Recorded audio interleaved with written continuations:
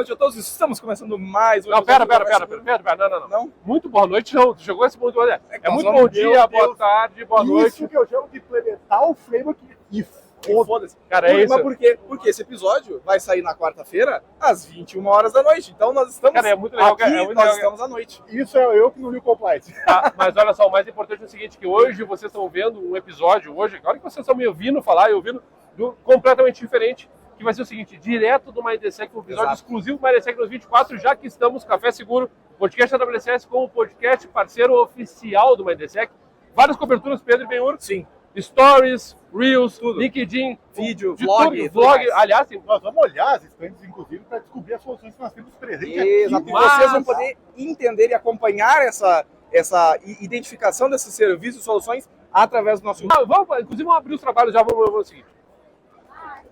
Então é o seguinte, nessa quarta-feira, como eu já falei, para a gente começar os trabalhos, a gente vai falar com o Vitão de cara, para ele começar a responder as perguntas que vão desencadear, olha, sabe-se lá até onde vai nesse dia do evento aqui no MindSec mais uma vez, no segundo dia de evento, afinal, nessa mesma quarta-feira que vocês estão vendo o episódio, a gente está gravando e produzindo, e aí, Vitão, é o seguinte, muito simples e direto, que bom que tu vai fazer, vai nos dar a honra, né, porque a gente é de casa, o pessoal da classe, estamos em casa, já não saímos daqui do espaço do evento para falar, e Vitão, seguinte, a gente já vendo muitas empresas trazendo muitas soluções diferentes. A própria Claves é uma solução animal, massa demais. Mas tem um papo nosso, que é o papo de cultura. Muito simples. E aí, para mim, para a gente começar esse trabalho de discussão, de pergunta e resposta, eu queria saber de ti. Como é que tu vê, frente a tantas soluções que o cara pode implantar, o papel da cultura para fazer a segurança acontecer numa empresa? Simples e direto. Pô, primeiramente, cara, é uma honra e um prazer ter você aqui conosco. Aliás, finalmente temos homem. Vai lá. Pô, muito obrigado aqui pela sua presença, muito obrigado por poder participar da oportunidade de estar aqui. Cara, eu acho que... Deixa acontecer. Cara... Até o cara fala Daniel, não sou eu, obrigado. Cara, eu acho que a cultura dentro das empresas tem um papel fundamental para que você possa ter o maior engajamento das pessoas em qualquer ação que você faça. Né? Não só de segurança, mas dentro da cultura da companhia, de conhecimento da companhia, principalmente de propósito. Você só consegue atingir seus objetivos se o propósito da pessoa estiver conectado ao propósito da empresa. A gente pode ter diversas soluções dentro da companhia, mas se você não tiver cultura, engajamento, propósito, objetivo, as coisas não acontecem. Então, para o cara ser, vamos dizer assim, o cara também ser um claviano, né? O cara também tem que estar conversando com aquilo que tu pensa para a empresa. E tu acha que isso, para os seus clientes também, impacta também para o cara? O cara não adianta o cara só ter a visão de botar uma ferramenta, mas ele precisa entender o propósito dele tem que estar casado com os colaboradores. E aí eu quero adiantar a pergunta porque estou falando de duas entidades. Aqui uma empresa de segurança, aqui um cliente. Como é que essa conversa entre culturas acontece, na tua opinião? Eu acho que é o seguinte, cara, dentro da Claves a gente foca muito em pessoas. A Claves, há 6 anos consecutivos, é uma das maiores empresas para poder trabalhar no Brasil, e a gente olha para que pessoas felizes conseguem gerar resultados felizes. Quando você olha para a segurança, você tem toda uma estratégia de segurança, mas no final ela depende das pessoas. Agora, imagine você terceirizar esse trabalho com uma consultoria. Né? Se você não tiver a tua empresa, que você tem contratado, uma confiança na entrega, mas nas pessoas que estão trabalhando nela, como é que você vai ter a confiança na segurança da tua companhia? Então a gente trabalha para que a gente tenha pessoas felizes, pessoas que tenham especialidade naquilo que ela está fazendo, para que nossos clientes se sintam confortáveis na entrega. E o que o meu cliente fala? O que eu gosto da Claves? Porque a Claves eu tenho pessoas felizes, que gostam de trabalhar naquela Claves, gostam do que fazem e me entregam com qualidade e confiança. Essa aí ele deixou picando, inclusive, porque aqui na WCS, né, como você sabe, inclusive a direção, pode provar a direção, fala sim, concordo ou não concordo? Sim, que a gente oferece essa ideia de confiança, de proximidade, mas tu falou uma coisa que eu vou deixar, inclusive que talvez seja a nossa deixa para as próximas perguntas, que é a seguinte, especialidade e cultura, ou esse encontro de cultura com conteúdo, como é que as coisas se relacionam, eu acho que é daqui por diante que vocês vão ver mais nesse episódio, então muito obrigado, demais, tá? Primeiro de muitas vezes, inclusive, a gente vai falar mais umas coisas que vai acontecer, o Vitão vai estar conosco aí, mas deixa pra lá, vai para a próxima. Em cima da resposta, vem mais perguntas. Valeu! Obrigado, pessoal. E aí, pessoal, estamos aqui no segundo dia do MindSec e hoje eu encontrei o Miola aqui no evento. Como é que E tá, aí? Miola? Tudo ótimo.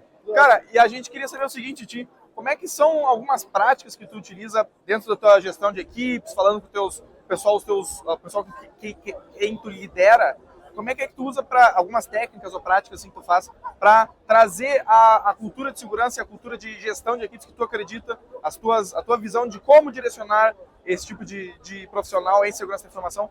Como é que tu trabalha isso nas tuas equipes? Legal, né? Falando da porta para dentro. Isso. Bacana. Eu tenho uma cultura que eu acredito muito, uma cultura de segurança, que ela permite que as pessoas tenham bastante autonomia. Eu acredito numa cultura de segurança em que você transforma a segurança muito mais em um produto do que uma área. Né? Então, essas coisas são importantes para construir uma cultura de time que vem do mercado, muito numa cultura de comando e controle, que vem muito numa cultura de implementar ferramentas e não se preocupar com as consequências disso. Né? Legal. Então, o diálogo é muito claro com esse time para dizer assim, olha, o que a gente espera com relação à cultura aqui dentro? E ter uma transformação desse colaborador. Começando com segurança na medida certa, quer dizer, não errar na dose, né, que você aplica no final do dia da segurança para que ela não seja vista como um exagero pelos times. Né? E empatia, eventualmente escutar mais as pessoas para entender qual de fato é a dor dela, para não implantar um controle que seja desnecessário. Ou, eventualmente, pensar como a gente pode entregar muito mais autonomia para as pessoas na ponta, criando produto digital, criando processos que a pessoa não tenha que sair. Imagina um desenvolvedor, né, tá lá desenvolvendo no dia a dia. O que é melhor para ele? Entrar numa ferramenta de segurança para ver quais são as vulnerabilidades ou o desenvolvedor poder ver isso na própria ferramenta que já trabalha? Legal. É muito melhor fazer com menor fricção para ele, porque isso reduz e minimiza a curva de adoção. Né? Legal. Isso facilita bastante. E até pensando num direcionamento mais estratégico, assim, que nem você está comentando, nós estamos falando com o desenvolvedor, a gente quer facilitar a vida dele, né? Isso. A gente quer trazer aquelas pessoas desses outros cenários de negócio, vamos dizer, para junto da gente de uma forma facilitada, né? Esse tipo de prática que tu utiliza, enfim, para trazer a galera de outros setores, como é que é assim, tu tem alguma ideia de exemplos, alguma ideia de como mostrar para o pessoal, porque no desenvolvimento isso é uma dor clássica, né? Sim. E assim, o pessoal não está totalmente, o trabalho deles é desenvolver, não é fazer segurança. Perfeito. A gente tem que vir ajudar eles a conseguir, vamos colocar segurança um pouquinho aqui junto, vamos entrar no pipeline, vamos trazer um pouquinho de segurança aqui. Como é que tu entende, assim, claro, para desenvolvimento, mas para outros cenários, como é que tu entende essa abordagem da segurança para dentro desses outros setores? Bom, primeiro, né, acho que tem uma questão de como você entende a sua empresa. Né? Se a sua empresa é altamente descentralizada e ela assume que realmente you build it, you run it, né, é para tudo, vale para disponibilidade, performance e também para segurança. Né? Então, nesse caso, isso facilita muito, acho que abre muitas portas. Mas como fazer, né, mesmo que você não tenha essa cultura? Né? Sim. Bom, primeiro, né, como eu disse, reduzindo fricção. Reduzir a fricção significa entregar informação que seja útil, precisa, priorizada. Então, assim, é fácil perder num mar de problemas e vulnerabilidades, mas a pergunta é, qual é o mais importante? Qual é aquela que entrega mais valor? Então, ajudar esses times a entender o que entrega, que eles conseguem continuar entregando muito valor, isso vai fazer com que eles trabalhem em prol, assim, isso aqui é interessante para mim. Legal. Então, deixa de ser visto como um controle que não tem sentido, que é um controle que agrega valor. Vou dar um exemplo super rápido aqui. Vai lá. Imagina que eu estou colocando segurança, mas eu não quero entregar segurança, eu quero entregar no primeiro momento disponibilidade, porque significa que a plataforma fica no ar. Eu vou entregar a performance, porque se ela não está processando nada que não deveria, ela vai performar melhor do ponto de vista de uso. Né? Eu vou economizar com infraestrutura. O meu capacity vai ser menor. Eu preciso provisionar uma infraestrutura menor para processar isso aqui. A experiência vai ser melhor. Né? Então, quem está lá consumindo a plataforma, acessando no final do dia, vai conseguir utilizar, vai estar disponível, performático, vai custar pouco, né? Vai ter uma experiência legal. No final, você entrega segurança. Massa. Então, o pitch vai muito mais do que eu entrego tudo antes de falar de que eu estou entregando segurança pela segurança. Baita insight. E abre uma baita numa porta isso. Boa. E aqui, Miola, para finalizar aqui o nosso papo de agora, como é que tá aqui a tua experiência no evento? Tu ainda tem mais palestra para fazer? Como é que tá o dia de hoje aqui pra ti? Legal. Eu vim especificamente no dia de hoje, dia 18, então eu vou ficar aqui o dia todo. Né? Vim para um painel que vai acontecer às 15 horas, né? Um painel patrocinado pela Acter. Vou estar ali com eles, falando sobre o relacionamento do CISO com a alta liderança, com a governança das grandes empresas. Legal. E tentando compartilhar um pouco de algumas dicas aqui, como fazer com que os projetos eles, de fato aconteçam, que tenham patrocínio da empresa, dos stakeholders, né? E de fato resolver riscos nas corporações. Massa demais. Muito obrigado, Miola. Eu que agradeço. Valeu. Obrigado pela oportunidade. E aí, pessoal, estamos aqui no segundo dia do MindSec e eu encontrei meu amigo Penegui, grande amigo do Café Seguro, para falar um pouquinho hoje aqui, Penegui, sobre a tua atuação, o teu trabalho de segurança da informação, hardware hacking, dentro de grandes empresas fazendo palestras, fazendo trabalho de conscientização e aculturamento do pessoal em segurança da informação e em hardware hacking. Como é que tem sido essa tua abordagem? Como é que tem sido esse teu trabalho em cima disso? Um desafio. Um desafio, mas tem sido muito interessante, com certeza. Tem empresas que estão olhando a importância da conscientização para os funcionários delas. Isso é fundamental para que a gente consiga ter uma segurança maior dentro das empresas. Teve esse ano palestras na Claro, de conscientização, eu participei. Foi muito interessante. Teve uma participação dos CISOs muito preocupados, não só com a área da própria segurança da informação, porque mesmo sendo especialista em segurança da informação, tu não sabe tudo. Tem aí hardware hacking, software hacking e outras áreas. Então, claro, a conscientização sempre é importante. Imagina para aqueles que também não trabalham diretamente com segurança. Sim, sim. E vem cá, me diz uma coisa, essa tua atuação, por exemplo, em fazendo palestras e falando com o pessoal, talvez a tua interação até também através das tuas mídias, canal no YouTube, Instagram, tu entende, pensando em hardware hacking, né, nesse nicho que tu ataca, o teu impacto, assim, a tua interação é mais com o pessoal da operação? O teu conteúdo é consumido pela galera mais nível estratégico, para entender o que está acontecendo? Hoje em dia eu não sei. Eu não sei exatamente, porque Sim. o nível de gente que vem falar comigo é de vários setores diferentes. Chega a ser gente até que não tem nada a ver com segurança da informação, mas Olha aí. entendeu o que é aquilo, a importância daquilo ali, entendeu os meus vídeos. Sim. E com aquilo ela aprendeu um pouco sobre como ela pode se proteger. Então, pessoas até comuns. Mas também, óbvio, empresas sempre se usam, né? Hoje mesmo tinha um cara, eu não lembro exatamente a empresa dele, ele estava fazendo uma palestra e ele usou alguns vídeos meus para explicar para seus... Olha que triste. Que legal. Eu disse, desculpa, eu nem falei. Tá, mas era uma palestra interna da empresa. Sim. E ele queria explicar e ele, eu não sei explicar como ele, então trouxe os meus vídeos e fez a palestra. Acho isso super engraçado, Sim. super interessante, Sim. engraçado também, Sim. mas interessante demais, porque é muito importante. Quanto mais Sim. conscientização, quanto mais as pessoas comuns, não só comuns, mas quanto mais as pessoas comuns souberem sobre informações sobre segurança, mais seguro elas vão estar. Claro, claro. E a tua atuação hoje em dia, pensando agora na atuação operacional, vamos dizer assim, né? Nesses termos de segurança da informação, pensando em segurança física, hardware hacking, esse contexto, assim, né?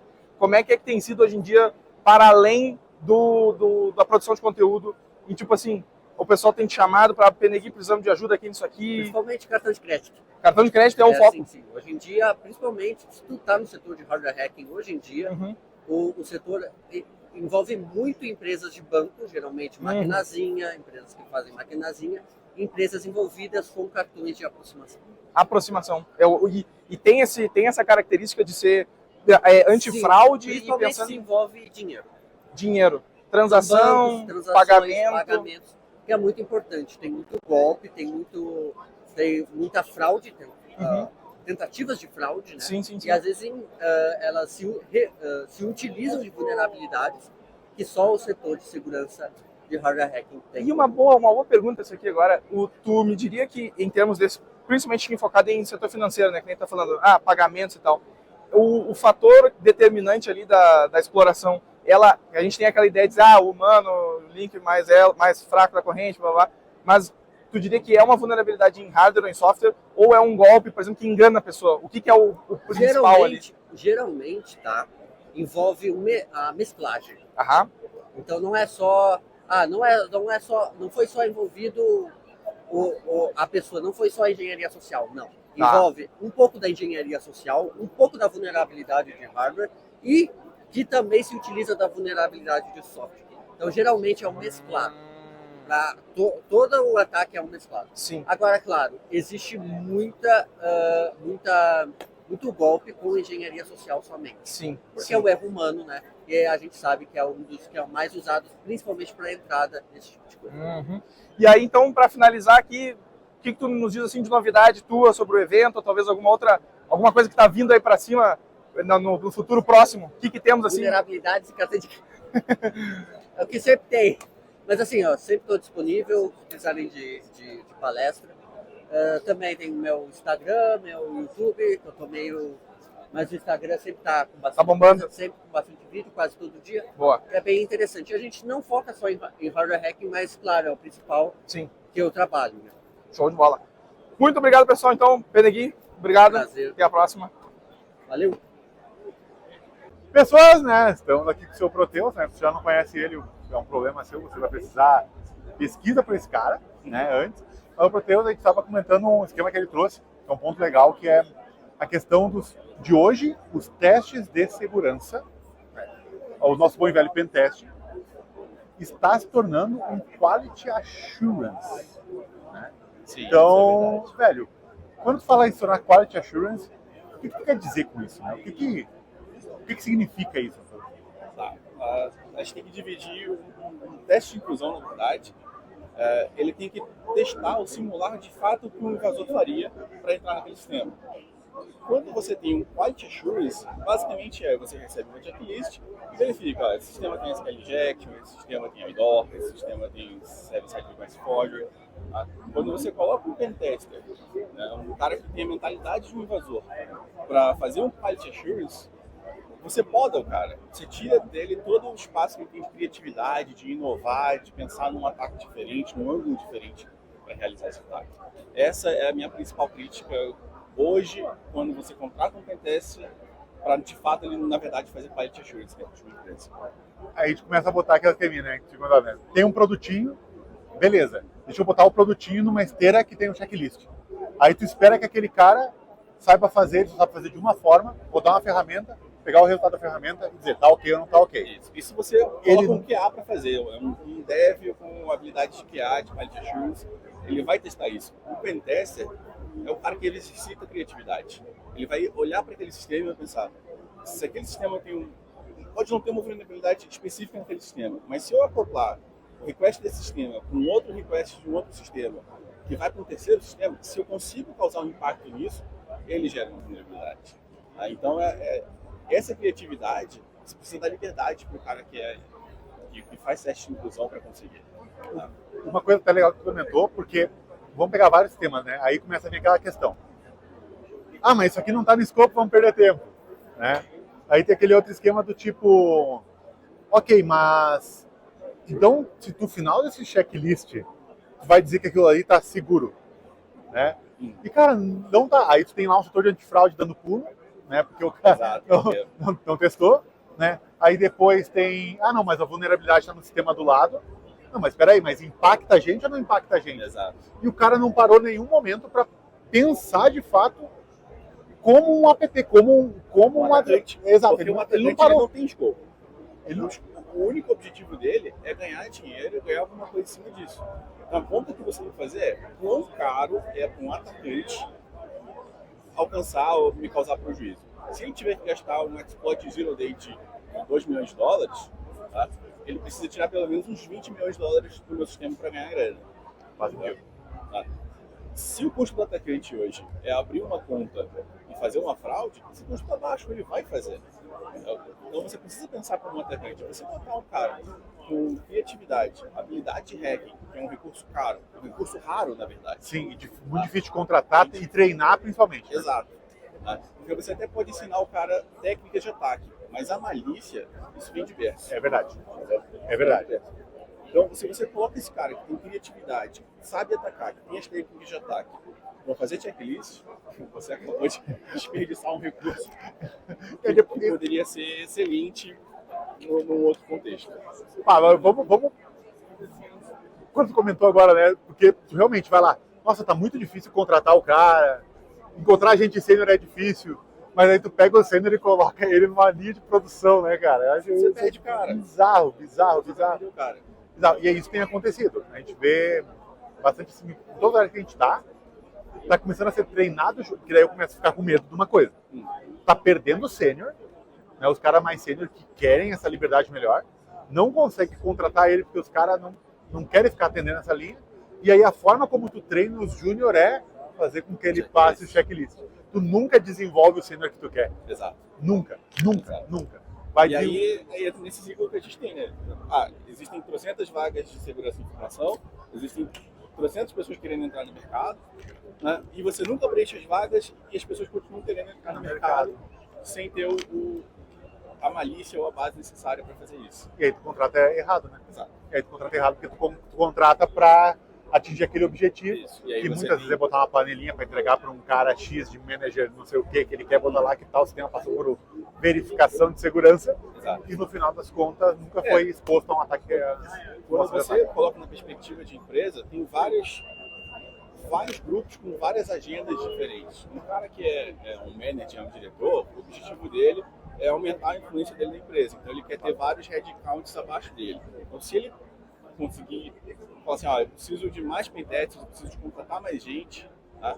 Ele vai fazer isso para aumentar a área de influência dele. Tá? Isso não necessariamente vai de encontro com o que a empresa quer, o que o board da empresa espera.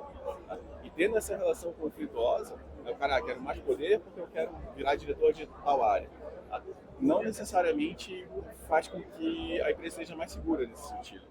Ele acaba aumentando o headcount dele porque tem 150 pentesters embaixo de mim. Quantos desses, de fato, são pentesters e quantos desses estão fazendo QA?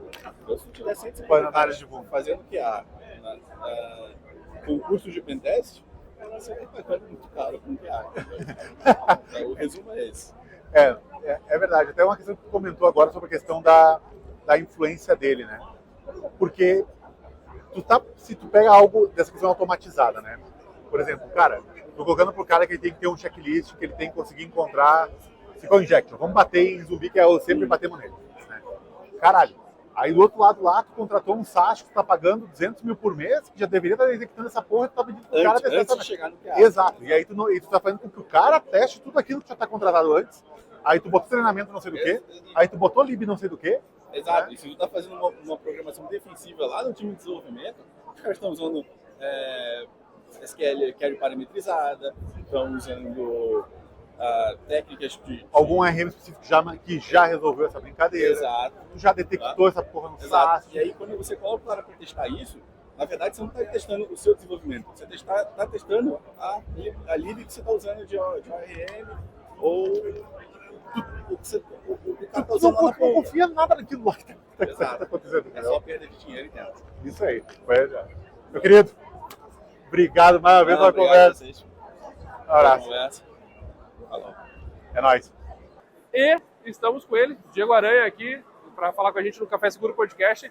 A Aranha estava comentando aqui que vai ter depois o Leite Show com o Anderson, bom papo, inclusive, e que tem uma questão da cultura, que afinal, para quem não conhece o Diego Aranha, senhoras e senhores, pesquise sobre. A gente tem, eu particularmente, tenho um apreço, obrigado, né, Aranha, um apreço pelo trabalho, tem muitas coisas que a gente investigou juntos, no sentido de similaridades, mas eu queria te perguntar, já que a gente está falando nesse episódio de hoje, a gente está falando com pessoas sobre cultura mesmo. Por isso que quando tu tocou no assunto cultura, eu já falei, Aranha, para e vamos falar sobre isso.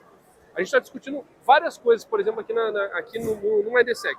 Muitas soluções, empresas que oferecem, né, vários dashboards e afins, mas a gente está trazendo com a leitura de vários CEOs e CISOs aquela coisa do como tu institui a cultura dentro das empresas para poder fazer a segurança melhor. Mas eu quero pegar esse paradigma e puxar lá. O que tu vê de diferente vivendo na Dinamarca, vivendo no exterior, em relação ao que está no Brasil hoje em dia? Quando você fala cultura de segurança entre as pessoas, por exemplo? Exatamente. Tá, um contraste que é muito diferente lá é essa inversão entre a confiança que se deposita em governo, Estado e empresas. Né? Lá é invertido. Realmente as instituições públicas têm um alto nível de confiança para a sociedade, que torna, de certa forma, essas instituições um pouco seguras, e as empresas são vistas, sendo de segurança ou não, com um pouco mais de desconfiança. É um modelo que é vigente lá. Olha que interessante. Então, acho que a relação com o governo é um dos pilares dessa, sem dúvida. No Brasil é um pouco invertido, assim, né? Talvez por uma falta de maturidade na democracia, né? de polarização política. As pessoas tendem a confiar mais em empresas do que em governos. Isso muda muito a relação das pessoas com a tecnologia, por exemplo. Isso é legal porque eu fiquei pensando assim, então a gente pode, por exemplo, partir de pressupostos, de assumptions diferentes quando a gente está falando, por exemplo, dos estudos até científicos no exterior, por causa dessa relação, confio mais na empresa, confio mais no governo, pensando na segurança, né? É isso, né? Sim. Tem essa grande diferença, né? Por exemplo, para as pessoas entenderem que ameaças são apresentam maior risco. Há relatórios do governo, que são produzidos com certa frequência, né? Que as empresas usam como referência, e que são entendidos como confiáveis pelas empresas e pela população, porque elas vendem uma fonte confiável para ambas. Muito massa. Então, isso muda os processos, ou a priorização do que se gasta, ou se como projeta mesmo processos para instituições se comunicarem. Né? Faz quanto tempo que tu tá lá? 6 anos. 6 anos. Já é o suficiente para ver quanto tempo para ver essa diferença já de contexto. Já. Acho que 5 anos é um bom tempo, porque você passa por vários projetos, você fala com muita gente, né? A gente tem projetos também com parceria com entidades privadas, com empresas. Então a gente começa a entender como que essas relações deveriam acontecer, como as empresas operam, como os processos são, de certa forma, desenhados. Assim. Então você começa a pegar um pouco desse contraste. E aí, para terminar também contigo, para não ocupar mais o teu tempo, deixa eu te perguntar uma coisa. A parte, o que tu tá curtindo mais, depois de tantas pesquisas, o que hoje tu tá curtindo mais tocar, estudar, produzir nela? O que é hoje, qual é o tema que tu gosta mais? Minha área de pesquisa, que é tradicionalmente a mesma, é engenharia criptográfica. Hoje eu trabalho muito com algoritmos pós-quânticos, né, aqueles que são projetados para resistir a eventuais computadores quânticos. Assim. Então lá no nosso grupo a gente tem 2 candidatos na competição do nicho. É mesmo? Sim, uma segunda rodada de assinaturas digitais, né? Então, todos os esforços estão em otimizar, estudar a segurança desses algoritmos, como implementar o de maneira segura, que é a minha contribuição, na esperança de ter candidatos competitivos. Que legal. Que virem Tem nome os candidatos? Tem. Um chama Face, que é uma palavra dinamarquesa para festa. Tem uma série de piadas internas ali, não vale muito entrar. E outro chama SkiSign, que é um algoritmo baseado em isogenias, para assinatura digital. E tem um problema de desempenho que a gente está tentando resolver agora. Né? Que massa. Quando é que a competição Ela demora talvez né? anos. Assim, né? A primeira rodada dessa, que selecionou vários algoritmos para acordo de chaves, ela rodou de 2016 até 2023, eu posso dizer isso, por 7 anos. Então a gente supõe que essa rodada vai durar aproximadamente o mesmo tempo. Massa demais. Daqui a 7 anos a gente talvez tenha uma resposta. Aliás, baseado no que o Aran está dizendo, a gente também já falou bastante, porque com a nossa relação com a criptografia, por causa da PUC também, lá a gente tem essa força lá de discussão. E essa discussão sobre o pós-quântico, o quântico, vocês também viram em outros episódios, mas Aranha, obrigado. Ótimo demais ter tua fala aqui conosco. E quem sabe no outro momento, com mais calma, no outro podcast, a gente recebe para falar com mais detalhe. Será tá? Valeu. Obrigadão mesmo. Valeu, até mais. Pessoal, encontrei o Lemes aqui no evento, segundo dia de Mindsec. Como é que tá, Lemes? Tudo certinho? Tudo certo. Prazer rever os amigos do WSS. E a gente está hoje aqui no segundo dia do evento, a gente está passando com várias pessoas, perguntando para as pessoas como que elas fazem, Lemes. É isso que eu queria saber de ti agora, para projetar a tua visão que tu tem sobre segurança da informação e como tu pretende trabalhar as operações, trabalhar a cultura de segurança para a tua equipe, fazendo com que esse tipo de movimento aconteça de forma espalhada, assim, a equipe consegue aplicar a tua visão para frente. Como é que tu tem feito isso hoje em dia? Legal, é uma pergunta desafiadora, né? Porque no final do dia a gente está falando de desenvolver cultura de segurança, né? E aí não importa muito se é a Service, que é um provedor de serviço, ou se é uma instituição do varejo ou financeira, tu está querendo criar uma cultura de segurança. Primeiro, eu acho que tem que ter estratégia muito clara. Tá. A gente tem que saber quais são os objetivos, quais são as estratégias da organização para alcançar esses objetivos. Do contrário, eu acho que a gente se perde nos esforços, né? Sim. Depois, entender o público. Que tipo de abordagem que cabe com o meu público? Que tipo de abordagem que comunica melhor com o meu público?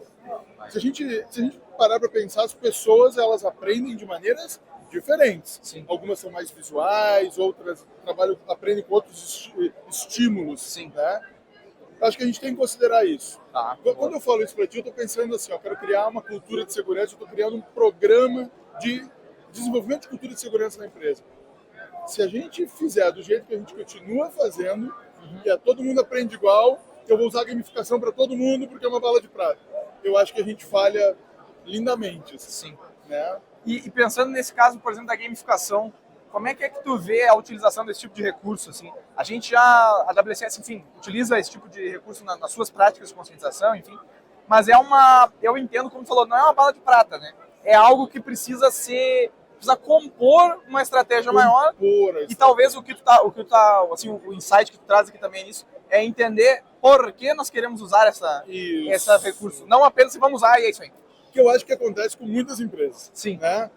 Nós temos aqui um orçamento e vamos investir nessa plataforma porque é um hype do mercado, por exemplo. Sim. Mas como que essa plataforma, que essa ferramenta, ela se encaixa na estratégia de conscientização? A gamificação é legal, ela é interessante, já se provou, né, inclusive pedagogicamente, sim. aí, para vários públicos, mas talvez não engaje determinado perfil de profissionais por muito tempo, talvez. Né? Agora, é uma pecinha do quebra-cabeças. Sim. Por exemplo, tem muitas empresas que resumem o esforço de conscientização à simulação de phishing. Sim, verdade. Ah, nossa campanha de conscientização. Ah, do que consiste? Uma campanha de phishing. Verdade. Permanente, legal, mas aquilo é um componente. Sim. Tu tem que trabalhar e estimular outros comportamentos. E aí, eu gosto muito da ideia de que a segurança ela sai de dentro da empresa para fora e que ela vem do mercado para dentro. Ou seja, agora mesmo a gente está preparando uma campanha para um cliente e a abordagem vai ser falar sobre a segurança no dia a dia do cliente. Sim. Não é na empresa, mas cara, como que tu cuida dos seus dados pessoais, como tu cuida dos dados dos teus filhos, da tua família. Legal. Tu toma cuidado com as fotos que tu tira das crianças, tem geolocalização, não tem? Porque isso tudo é informação, por exemplo, para criminosos, para pessoas né, mal intencionadas. Sim. Então, quando a gente conscientiza o cidadão que nós vivemos num ambiente, né, que é o ciberespaço, que o ciberespaço ele é real, que atividades de entretenimento, lazer, educação e atividades econômicas ocorrem no ciberespaço, a gente se percebe que tem que educar a sociedade para isso. Né? Sim.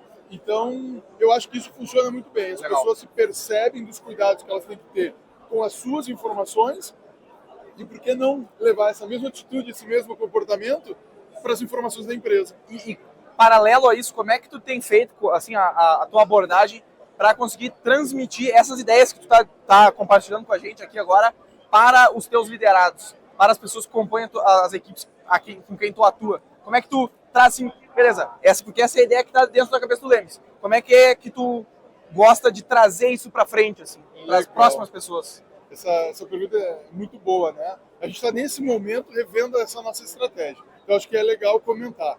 Né? Quando eu falo de estratégia, eu estou falando de olhar para a missão, para a visão, para os valores da companhia. Isso aqui tem que comunicar. As pessoas têm que viver aqueles valores que estão ali. Né? Aí então a gente fez essa revisão, o que eu chamo de princípios filosóficos do planejamento estratégico. Legal, sim, né? É isso aí. E aí nós criamos, a partir daí, princípios de liderança. Tá. Então, o que de fato a gente espera das nossas lideranças em termos de comportamento, em termos de atitudes, no dia a dia. Esses princípios nós revisamos eles e estamos disseminando com o público, né? com os nossos times. E isso vai acontecer, ou acontece de diversas formas. Pode acontecer numa atividade, uma reunião em que a gente está falando sobre isso, mas eu acho que é muito efetivo no dia a dia. No dia a dia tu vê uma ação, tu vê um comportamento e tu gera essa reflexão. O quanto isso está de acordo com esse princípio de liderança que a gente desenvolveu. Eu acho que isso tem muito sentido, eu acho que isso traz um aprendizado prático e tira os princípios lá do PowerPoint e traz para o dia a dia. Legal. Eu acho que isso funciona muito. A ideia é que vocês construíram uma lista mesmo. Isso. Existe uma lista oficial uma lista de princípios de liderança. Esses princípios, obviamente, levam à segurança da informação, né, como critério, como base, porque nós somos uma empresa de segurança da informação. Sim. E essa é a ideia para se criar a cultura de segurança. Bem massa. Né? Então a gente tem, de novo, né, valores, missão, visão para os próximos anos. Sim. E aí nós temos todo esse baseamento dos princípios de liderança que nos ajuda a construir essa missão. E essa é uma baita ideia para o pessoal que está assistindo, essa ideia de trazer para o papel esses princípios, não, como tu falou, não deixar eles muito no campo da filosofia e que as pessoas não têm um nome para aquilo. Trazer para uma coisa concreta que tem um nome. Legal. Porque às vezes a gente olha princípios que nos parecem muito interessantes botar no nosso PowerPoint. Sim. Só que não é um princípio que a empresa tem. Sim. Não é algo que a empresa vive. Sim. Né? E eu acho que isso cria cultura. Poxa, esse princípio aqui, a gente vive ele na tomada de decisão. E aí traz ali. E aí as pessoas elas não vão mais decorar aqueles princípios, elas vão vivenciar aquela cultura. E Lemes, me diz uma coisa, como é que está sendo até agora aqui o evento para vocês, o aproveitamento do evento? Tem alguma novidade, talvez vocês estão trazendo com a Service? Tem alguma outra ideia assim que está surgindo aqui no evento? Como é que está o Mindsec agora? O Mindsec ele é uma grande oportunidade de, primeiro, rever, fortalecer as conexões, né, com vocês e com vários parceiros, aproximar de clientes, trocar ideias como que a gente está trocando aqui. Ontem foi um dia que nós recebemos muitos clientes e começamos a conversar sobre estratégia de OT, estratégia para DevSecOps, né, para além do que são os nossos parceiros tecnológicos. Legal. Aquilo a Qualys atende, a Veracode atende, a FishX, que está conosco aqui nesse vetor de conscientização, mas discutir com o cliente solução, estratégia. Eu acho que esse é um espaço muito nobre para isso. Né? E tu ouvir as palestras das outras lideranças de cyber, né? Isso enriquece aqui o evento. Enriquece, vai arejar as tuas estratégias, a tua forma de ver segurança. Eu acho que é muito rico esse momento de troca. Assim. Massa. Obrigado, Lemes. Querido, obrigado sempre mais prazer. uma vez pela oportunidade de falar com vocês. Até a próxima. Obrigado, até a próxima. Muito bem, Benhur, então encerrando o episódio extraoficial do Café Seguro aqui no segundo dia de Mindsec. O que tem a dizer sobre isso aí enquanto a gente vai caminhando aqui pra frente? Eu duvido muito que o Thiago vai conseguir andando pra trás, que é o que nosso cara na direção que tá andando ali, ó. Dá pra ver, olha o cuidado dele, ó. Ele vai andar, anda um pouquinho, Mas a direção é boa, a direção é boa. Uma coisa que eu percebi muito é que nesse segundo dia de gravação, o evento tava muito mais cheio. Tá? Então teve muito mais pessoas que vieram, e muitas vieram apenas para esse dia no segundo evento, tá? O que acontece é ver que as estandes estão um pouco mais movimentadas, né? Então a gente conseguiu encontrar mais pessoas. Várias delas vão estar aí nos vídeos que a gente vai enviar, tanto no podcast de hoje, quanto os vídeos ao decorrer da semana, né? Por exemplo, a gente conseguiu conversar com o Expósito, com o Proteus, a gente conseguiu conversar com o Júlio de lá fora, com o Lemes, conseguiu conversar com o Penegui, tudo aqui tá no episódio, né? Então foi acho que um baita episódio, em termos de conteúdo, em termos de participação do pessoal. Que nem o Ben falou, acho que o evento, segundo dia, bastante gente. A gente conseguiu promover aqui a ideia do Café Seguro nesse segundo dia. E acho que é isso, né, Ben? Acho que foi um bom episódio. Perfeito. Uma coisa que eu também estou bastante feliz é com a receptividade nas estandes, né? Então, a gente consegue ver que tem bastante pessoas que são do comercial, mas também tem muitas pessoas técnicas, né? Que ajudam a gente a entender melhor a solução, né? Fazer os desafios corretos para ela. Vocês vão ver, talvez hoje no episódio, também durante a semana, algumas entrevistas que a gente fez com algumas estandes. Então, apresentando as soluções deles, por qual que é o objetivo, riscos mitigados, é evento de segurança, né? Se a gente não mitiga risco, não sabe o que está fazendo aqui, né?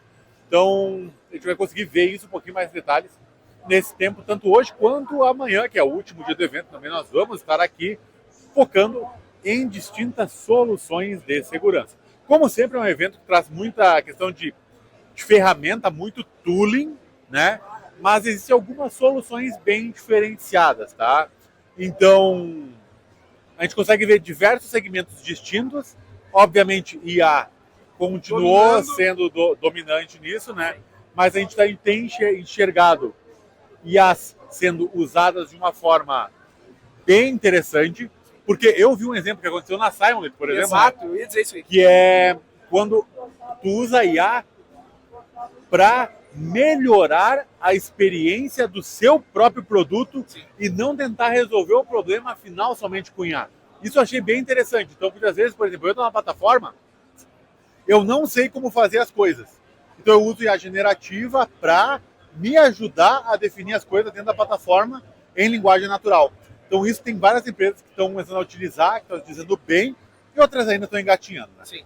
Mas eu acho que essa fala bom resumo da ideia da IA aqui nessa edição do Mindsec. Acho que o da Simon definitivamente foi um diferencial. Foi um bom case. Não é porque são nossos apoiadores, né, mas foi um bom case. Foi um bom case, de fato. E a gente, como tu mesmo falou, teremos vários ainda outros conteúdos sendo disponíveis tanto no YouTube quanto no Instagram, por tudo que é lado. Não deixem de participar aqui nos comentários, nas nossas publicações no Instagram. Acompanhe o Café Seguro no Mindsec e até a próxima, até o próximo vídeo. Valeu. Abraço, tchau.